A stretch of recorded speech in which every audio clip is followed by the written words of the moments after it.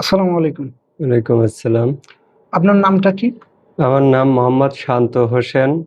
আমার বাসা রাজবাড়ী জেলার পাংশা থানার সরিষা ইউনিয়ন বড়বন গ্রাম, আমার গ্রামের বাড়ি। আপনারা কয় ভাই বোন? আমরা ২ ভাই ২ বোন, আমি বড়। আপনি বড়। আপনি কি বিয়ে-শাদী করা হয়েছে আপনার? জি, আমি বিয়ে করছি। আমার ২ টা মেয়ে আছে। একটা বড় মেয়েটা হাফেজি পড়তেছে, ১৫ বছর বয়স। মাশাআল্লাহ। আর ছোট মেয়েটা আপনার কেজি স্কুলে ভর্তি করা হয়েছে। ইনশাআল্লাহ আগামী বছরে আমি তাকে মাদ্রাসায় ভর্তি করব, ছোট মেয়েকেও। এটা কি ঢাকার ভিতরে নাকি না, ঢাকার এটা পাংশাতে। পাংশাতে? জি, হুম। পাংশাতে। আপনি আজকে যে বিষয়টা নিয়ে এখানে অ্যা আসছেন, যে এখানে আজকে মূলত আসার বিষয়টা কি? আজকে মূলত আসার বিষয়টা, আমি রাজবাড়ী পাংশা থানার সরিষা ইউনিয়ন শ্রমিক দলের সেক্রেটারি ছিলাম। দীর্ঘ ১৭ বছর রাজপথে আন্দোলন সংগ্রাম করেছি। এর ভিতরে একটা কথা হইলো, যে লোকগুলো আমাদের আওয়ামী লীগের যে লোকগুলো আমাদের বাড়িছাড়া করছিল, তো বাড়িছাড়া করার কারণে তাদের নির্যাতন সইতে না পেরে আমরা বিএনপির জন্য দুঃসময় রাজপথে আন্দোলন সংগ্রাম করি। আমি বিএনপির রাজপথে আন্দোলন সংগ্রাম করি। ঢাকা মহানগর ৩২ নং ওয়ার্ডের সাধারণ সম্পাদক আবুল বাশার সোহেল মোল্লা ভাইয়ের নেতৃত্বে। ঢাকার ভিতরেই? জি। আপনি কি ১ম যখন রাজনীতিতে আসছিলেন, এটা কি গ্রাম থেকে রাজনীতি করতেন না শহরে এসে রাজনীতিতে না, আমি ইনভলভ? প্রথমত ২০০১ সালে আমার নানা তো বিএনপি করতো। আমি পরে শহরে আসি, পাংশা শহরে আসি। তখন হলো আমার বিএনপির বড়, বড় যারা নেতা ছিল তাদের সাথে আমার পরিচয় হয়। তা ২০০১ সাল থেকে ৮ সাল তামাদ আমি তাদের সাথে ওইখানে চলাফেরা করি। আসলে ওই সময় তো আমাদের অতটা ফোন ছিল না। আ তা যখন আওয়ামী লীগ সরকার ২০০৮ সালে ক্ষমতায় আসলো, তখন আমাদের উপর খুব নির্যাতন শুরু হইল। তখন আমরা যে যেমন পারি সেভাবে পালিয়ে বাঁচার চিন্তাভাবনা করে পালিয়ে বেড়াতাম আমরা। এভাবে করতে, করতে আস্তে ধীরে আমি গাড়ি চালানো শিখে, ওই সময় চালানো শিখছিলাম। পরে ঢাকাতে আমি চলে আসি। এসে গাড়ির জব করি আমি। ড্রাইভার হিসেবে? জি, ড্রাইভার হিসেবে হুম। জব করি গাড়ির। তা আপনি তাহলে গ্রামে যখন ছিলেন, মূলত শহরে এসেই আপনার রাজনীতিতে হাতে খড়ি বললেই জি। চলে। কোথায় ছিলেন এটা? এটা আমি ঢাকা মোহাম্মদপুর আদাবরে থাকতাম। পরে আমি মোহাম্মদপুর ৩২ নং ওয়ার্ডে আবুল বাশার সোহেল মোল্লা ভাইয়ের সাথে আমি যোগ দিছিলাম। ও, রাজনীতি করা হয়েছিল কতদিন? ওইখানে আপনার ১৮ সাল থেকে, পুরো ১৮ সাল থেকে আন্দোলনের মাঠে আমরা। পুরো ১৮ সাল থেকে যখন নির্বাচনের হচ্ছে, প্রত্যেকটা নির্বাচনে আমাদের কাছে ফুটেজ আছে সবকিছুই। আপনার আওয়ামী লীগ সরকার যখনই নির্বাচন করে, দামি না নির্বাচন, বিভিন্ন যে নির্বাচনই করুক, আমরা তখনই বাধা হয়ে দাঁড়াই। তা বৈষম্য আন্দোলন থেকে শুরু করে সব ধরনের আন্দোলনে আমরা যোগদান করেছিলাম ওইখানে। মূল কথা, বিএনপির যে আন্দোলনের লিফলেট বিতরণ সবগুলাই করতেছিলাম। সর্বোচ্চ রাজপথে আন্দোলন সংগ্রাম করেছি আমি। ২৮শে অক্টোবরের সময় একটা কথা মনে করে দিই আমরা, যখন ২৮শে অক্টোবর হইলো, তখন বিএনপির ৯৫%, ৮০ থেকে ৯৫% লোক নেতাকর্মী জেলে। তখন আমরা কিন্তু ৫% লোক নিয়েও আমরা মাঠে আন্দোলন করেছি। এটার ফুটেজ কি আপনার কাছে আছে? জি, আমার কাছে সব ধরনের ফুটেজ আছে। সব ধরনের ফুটেজ আছে। আমাদের পুলিশ গুলি করতেছে। একটা মজার বিষয় না, এটা দুঃখের বিষয়। যারা বলেছিল বিএনপি সরকার ৪১ সাল তামাদ ক্ষমতায় আসবে না, হাত পা গুটিয়ে ঘরে বসেছিল, তখনও আমরা রাজপথে আন্দোলন করতেছিলাম।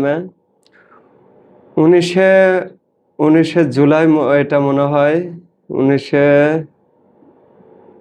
জুলাই মাসের আগে, কি জুলাই মাস না কি? জুলাই মাসেই তো। জুলাই মাসের আগে রুহুল কবির রিজভী স্যারকে যখন এখান থেকে ধরে, ১৯ তারিখ ছিল শুক্রবার। ওই দিন আমাদের এখান থেকে পুলিশ আমাদের উপর প্রচুর পরিমাণ গুলি করে।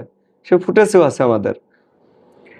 তো এইভাবে আন্দোলন সংগ্রাম করার পরে আমাকে পাংশা উপজেলা শ্রমিক দলের সেক্রেটারি পদ দেয়। পাংশা উপজেলা শ্রমিক দলের সরিষা ইউনিয়নের সেক্রেটারি পদ দেয়। আমি একজন গরিব মানুষের ছেলে। তারা দেখছে যে আমার রাজনীতির যোগ্যতা দেখে, পরে কি বলছে, ওই যে আওয়ামী লীগের মফিজুল, আমাদের গ্রামে আমি একটা ইউনিয়নের সেক্রেটারি, উনি এটা সহ্য করতে পারে না। এই মফিজুলের ঠিকানাটা কোথায়? মফিজুলের ঠিকানাও আপনার রাজবাড়ী পাংশা থানার সরিষা ইউনিয়ন বড়বন গ্রাম ওনার বাড়ি। তার পিতার নাম? তার পিতার নাম হলো শাহাদত শাহ।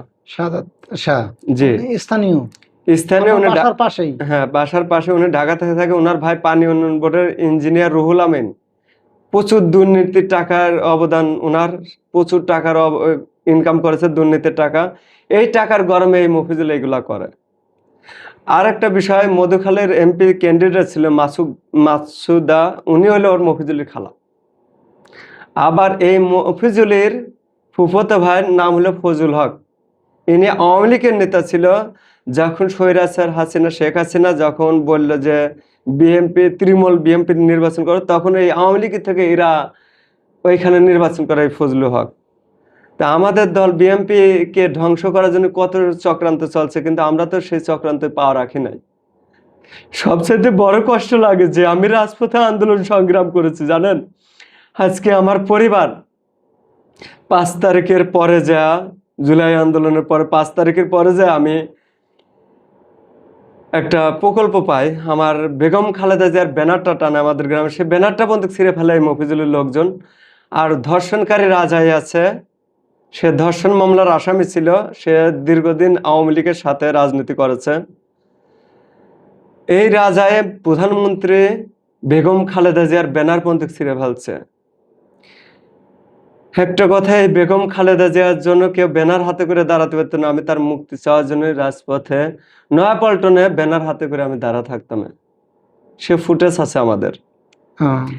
কষ্ট লাগে 5ই আগস্টের পরে আমি যখন আমার নিজ গ্রামে ব্যানার টানাই, বেগম খালেদা জিয়া সর্বপ্রথম, ওইখানে আমিনুল ভাইয়ের ছবি ছিল, ঢাকা মহানগর যে আমিনুল ভাই আছে ক্রীড়ামন্ত্রী, আমিনুল ভাইয়ের ব্যানার ছিল, ওই ব্যানারটা পর্যন্ত ছিঁড়ে ফেলে এরা। তা আমরা তো বিএনপির প্রচার করতাম। তারা যে ব্যানার ছিঁড়ছে তার কি কোনো ফুটেজ? হ্যাঁ, সে ডকুমেন্টস আছে, এরা রাতের আধারে ছিল, সে ফুটেজ আছে, মানে ব্যানার ছিঁড়ার আছে। কারণ ওরা তো বিএনপি দলকে ভালোবাসে না, ওরা ভালোই বাসে আওয়ামী লীগকে। কারণ ওরা 5ই আগস্টের পরে যে এখন এসে হইলো আওয়ামী লীগের থেকে এসে বিএনপির নেতা হয়েছে। সবচেয়ে দুঃখজনক ঘটনা কি, আমাকে শ্রমিক দল থেকে সরা, যারা রাজপথে আওয়ামী লীগের মিছিল মিটিং করেছে, আওয়ামী লীগের নির্বাচন করে বেড়াচ্ছে, আজ তাদেরকে পাংশাদ শ্রমিক দলের সুবহান সাধারণ সম্পাদক, সে ওই আওয়ামী লীগের লোকদেরকে পদ পদবি দিয়ে রাখতেছে। এর সাথে দুঃখজনক আর কি আছে। তো সবচাইতে একটা কথাই বলতে চাই, জনাব তারেক রহমান স্যার, আপনার দৃষ্টি আকর্ষণ করে বলতে চাই, যারা এই আওয়ামী লীগের লোকদেরকে পুনর্বাসন করতেছে, এখনো সময় আছে স্যার, আপনি এদেরকে খুঁজে বের করে এদেরকে বহিষ্কার করেন দল থেকে। এরা কিন্তু আওয়ামী লীগের দোসর। বিএনপি রাজপথের থেকে কর্মীদেরকে এরা বাড়ি ছাড়া করতেছে এখনো।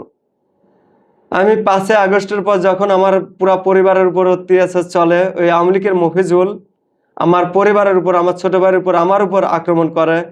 আমি নদীতে সরকারিভাবে একটা ঘের পাই, এই ঘেরে মাছ ছাড়ি আমি, সেই মাছ পর্যন্ত কেউ মারে নাই, এমনকি 20 দেশ তার ফুটেজও আছে আমাদের কাছে। পরে আমি থানায় একটা অভিযোগ করি, উল্টা 3 দিন পরে আমার নামে উল্টা মিথ্যা মামলা হয়। সেই মিথ্যা মামলার কারণে এখন আমি চাকরি হারাইয়েছে, আমি চাকরি পাচ্ছি না কোথাও, আমার পদ থেকে সরিয়ে দিয়ে আওয়ামী লীগের লোকদেরকে, ওই মফিজুলের আত্মস্বজনকে পদ পদবি দিয়ে রাখতেছে। যারা বিগত দিন আওয়ামী লীগের সাথে মিছিল মিটিং করেছে, সেই ছবিগুলো আছে আমাদের কাছে, চাইলে পাবেন, সবকিছু দিয়ে যাবো আপনাদেরকে। তা আমি যখন ওনাদের নামে অভিযোগ করি, তখন 3 দিন পর আমার নামে মিথ্যা মামলা দেয় সরিষা 9 নং ওয়ার্ডের আওয়ামী লীগের সেক্রেটারি। সরিষা 9 নং ওয়ার্ডের আওয়ামী লীগের সেক্রেটারি আমাকে মিথ্যা মামলা দেয়। নামটা কি? সিদ্দিক শাহ। সিদ্দিক শাহ। সরিষায় 9 নং ওয়ার্ডের আওয়ামী লীগের সেক্রেটারি সিদ্দিক শাহ আমাকে মিথ্যা মামলা দেওয়ায়। তা আমি থানায় অভিযোগের কিন্তু কোনো রেজাল্ট পাই না আমি, বরঞ্চ ওদের মামলাটাই কার্যকর করেছে আমাদের নেতারা, কিছু নেতারা।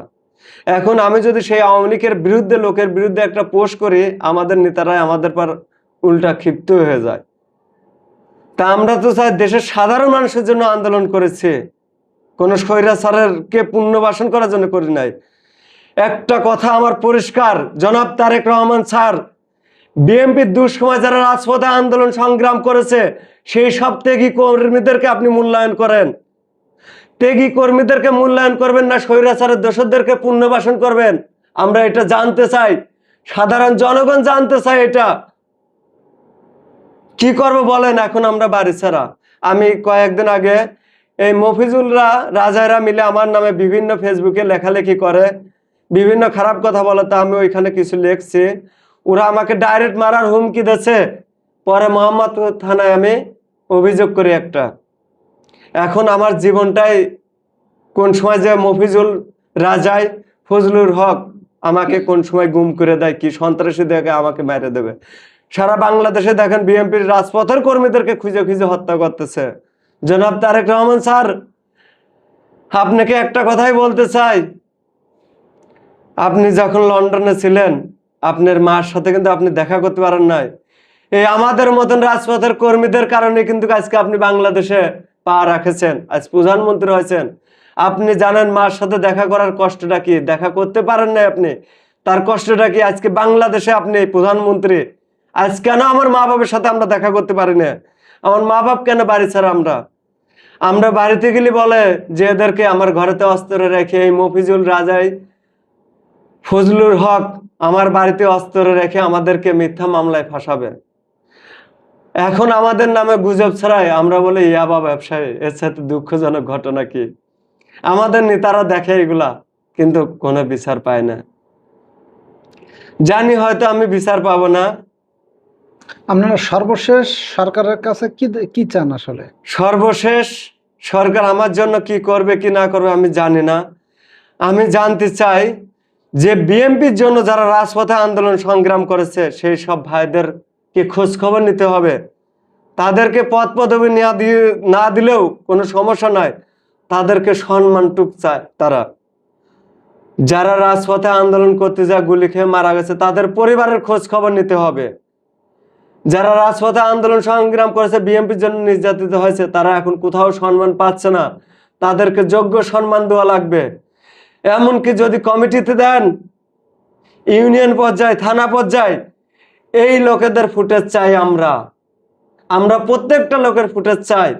আর সবচাইতে বড় কথা, এরা কিন্তু কেউ ভালো নয় স্যার, কেউ ভালো নয়। জনাব তারেক রহমান স্যার কেউ ভালো নাই, আমরা জানি।